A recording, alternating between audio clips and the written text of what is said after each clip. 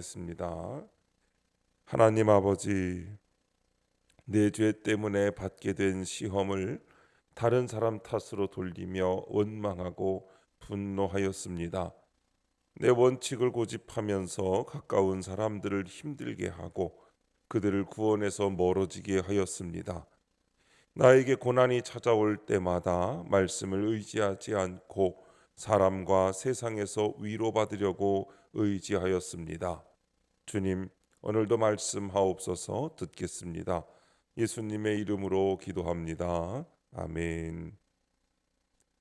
성경 말씀 사무엘상 14장 36절부터 52절까지 말씀입니다.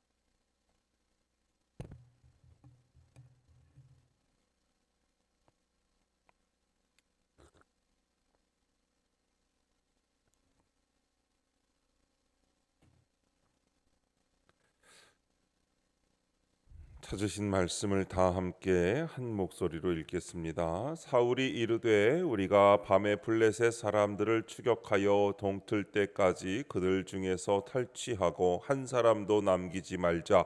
무리가 이르되 왕의 생각에 좋은 대로 하소서 할 때에 제사장이 이르되 이리로 와서 하나님께로 나아가사이다 하매 사울이 하나님께 묻자오되 내가 블레셋 사람들을 추격하리이까 주께서 그들을 이스라엘의 손에 넘기시겠나이까 하되 그날에 대답하지 아니하시는지라. 사울이 이르되 너희 군대의 지휘관들아 다 이리로 오라.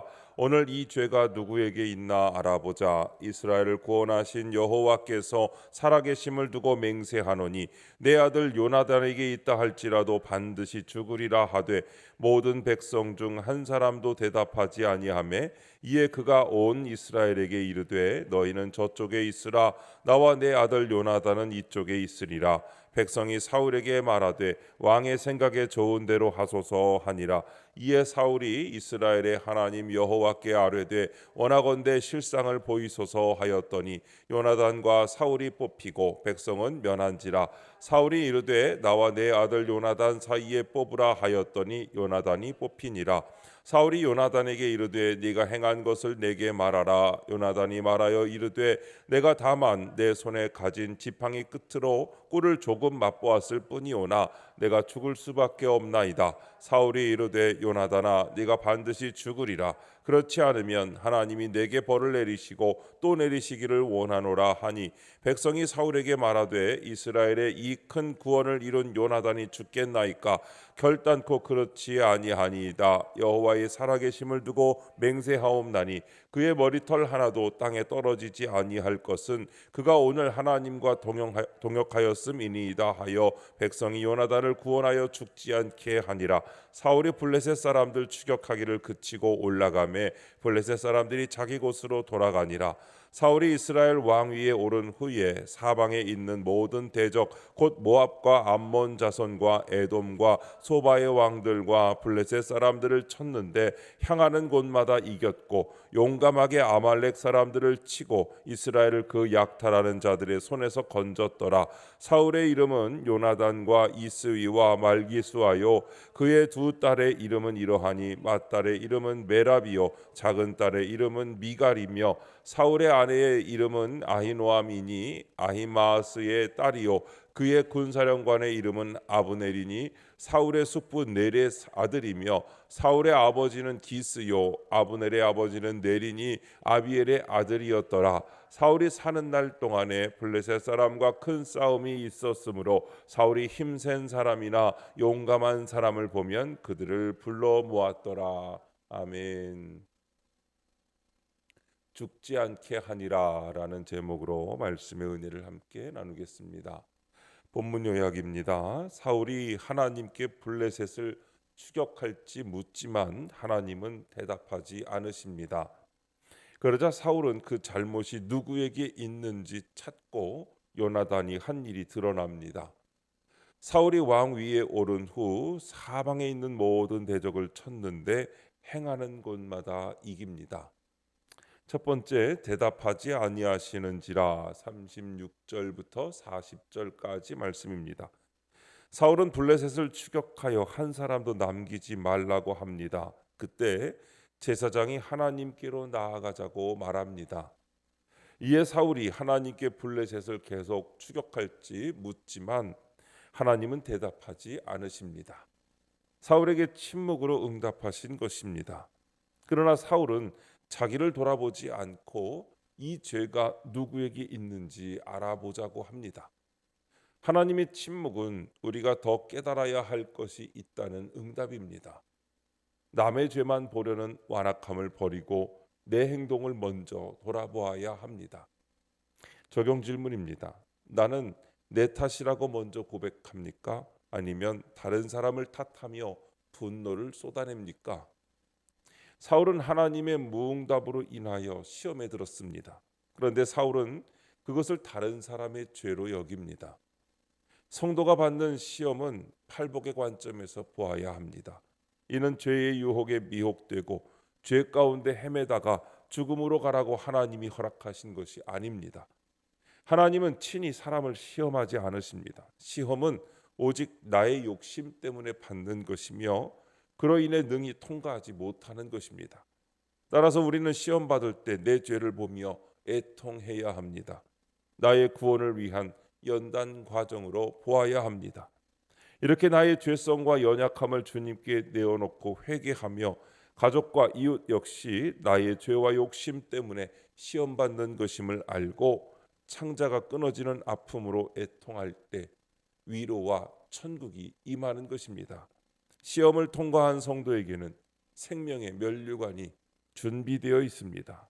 두 번째, 하나님과 동역한 자 41절부터 46절 말씀입니다. 요나단이 제비 뽑기에서 잘못한 사람으로 뽑힙니다. 그러자 사울은 요나단에게 네가 반드시 죽으리라 하며 약속을 강요합니다. 하지만 백성은 이스라엘의 큰 구원을 이룬 요나단을 죽이지 못하게 합니다. 백성이 보기에 요나단은 하나님과 동역한 사람이기 때문입니다. 구원을 위해서는 약속이 번복될 수도 있습니다. 원칙도 중요하지만 구원을 위한 사랑이 전제되어야 합니다. 이 사랑으로 예수님이 나를 죄와 사망에서 구원하셨습니다. 적용 질문입니다. 나는 원칙을 고집하며 다른 사람을 힘들게 하진 않습니까? 내가 구원을 위해 사랑으로 섬길 사람은 누구입니까? 내 원칙을 고집하며 자기 신념과 유익을 좇는 것이 아니라 오직 하나님을 경외하는 마음으로 다른 사람을 섬기는 것이 구원을 이루는 방법입니다. 예수님은 인간을 죄에서 구원하려고 십자가를 지러 오셨습니다. 예수님이 십자가 고난의 희생을 하셨기에 내가 구원을 받은 것입니다. 목숨을 버리는 희생이 없다면 구원을 받을 수 없습니다. 예수님의 사역의 초점은 죄사함에 있습니다. 죄사함의 은혜를 받기 위해서 먼저 내 죄를 보고 회개하지 않으면 어떤 치유도 일어나지 않습니다. 예수님께서 나를 위해 십자가를 지신 것을 생각하면서 나도 내 십자가를 지고 그 뒤를 따라야 합니다. 내 십자가는 내 죄 때문에 지는 것이 아닙니다. 내 죄는 예수님이 지신 십자가로 사함 받았습니다. 내 십자가는 다른 지체의 구원을 위하여 자발적으로 희생하는 것입니다. 십자가를 지고 가는 길은 고난이 있지만 생명의 길입니다.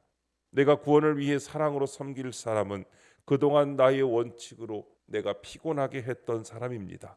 나와 가까운 곳에서 힘들어했던 그 사람의 구원을 위해 사랑으로 섬기는 적용을 하시기 바랍니다. 세 번째, 향하는 곳마다 이겼고 47절부터 52절 말씀입니다. 사울은 왕위에 오른 후에 향하는 곳마다 승리하지만 이것은 사울에게 저주와 같습니다.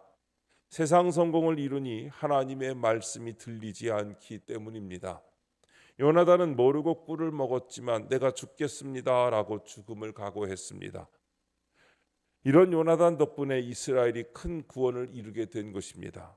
이렇게 한 사람이 말씀으로 중심 잡고 구원을 위해 수고하면 가족과 이웃, 지체들이 살 수 있습니다.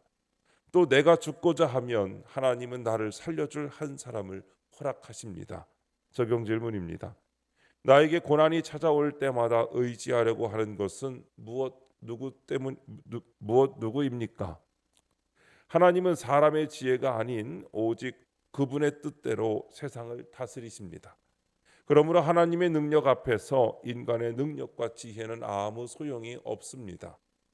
우리는 오직 하나님의 주권을 인정하며 그분의 지혜와 권능을 찬양할 수밖에 없습니다. 그러므로 이제는 하나님의 뜻을 내 힘으로 가로막거나 바꾸려는 시도를 내려놓고 말씀을 겸손히 받아들여야 합니다. 어떤 환경에서도 내가 말씀을 신뢰하고 의지하는 것만이 하나님의 지혜와 능력으로 살아가는 비결입니다. 지금 내가 겪고 있는 애매한 고난도 하나님의 뜻에 따른 것임을 인정할 수 있어야 합니다. 100% 오르신 하나님께서 이 사건을 통하여 나에게 말씀하시는 것이 있습니다. 하나님의 지혜와 능력이 이 사건을 통하여 나를 인도하신다는 것을 깨달아야 합니다. 고난 속에 있을 때 하나님의 말씀을 더욱 깊이 묵상하게 됩니다. 그전에는 보이지 않았던 말씀이 보이게 됩니다. 바로 그 말씀이 내게 들려지기 위해서 이 사건이 일어났다는 것도 알아야 합니다. 오늘도 말씀을 읽으시고 말씀을 묵상하시며 하나님의 뜻에 순종함으로 여러분을 통하여 구원을 이루어 가시는 하나님의 일이 이루어지시기를 주님의 이름으로 축원합니다. 기도하겠습니다. 하나님 아버지, 구원을 외치면서도 아직 깨뜨리지 못한 신념으로 가족과 지체를 피곤케 한 것을 용서해 주옵소서. 원칙보다 사랑으로 먼저 다가가게 하시고 구원을 위한 일에 앞장서게 하옵소서. 말씀으로 중심을 잡고 가족과 공동체를 위해 썩어지는 밀알 같은 인생이 되게 하옵소서. 주님, 이 시간 주님께 기도드리는 성도의 기도 가운데 함께하여 주시옵시고 주님의 세미한 음성을 들려주시며 그 선하신 손길로 붙들어 주옵소서. 우리 주 예수님의 이름으로 기도드립니다. 아멘. 이 시간 이후에는 여러분들의 기도를 주님께 드리며 하루를 시작하시기 바랍니다. 주여 한번 부르시고 기도하십니다. 주여 아버지 믿습니다.